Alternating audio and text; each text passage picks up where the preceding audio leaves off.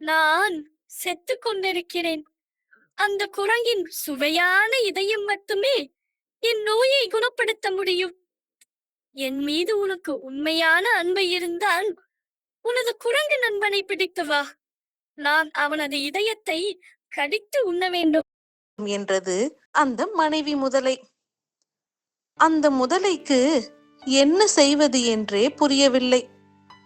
தனது குரங்கு நண்பனின் இதயத்தை சாப்பிடுவதற்கு அதன் இலகிய மனம் இடம் தரவில்லை. ஆனாலும் தனது மனைவியும் இறந்துவிடக் கூடாது என்று கவலைப்பட்டது. கடைசியில் தான் செய்ய வேண்டியது என்ன என்பதை அந்த முதலை முடிவு செய்து கொண்டது.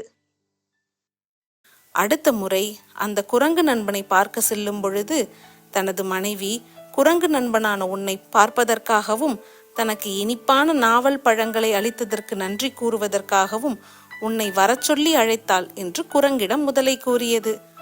குரங்குக்கு மிக்க மகிழ்ச்சி. ஆனால் எனக்கு நீச்சல் தெரியாதே, என்னால் அங்கே வர முடியாதே.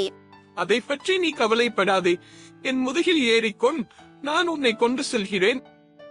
குரங்கும் அதற்கு சம்மதித்து அந்த முதலையின் முதுகில் ஏறி அமர்ந்து கொண்டது.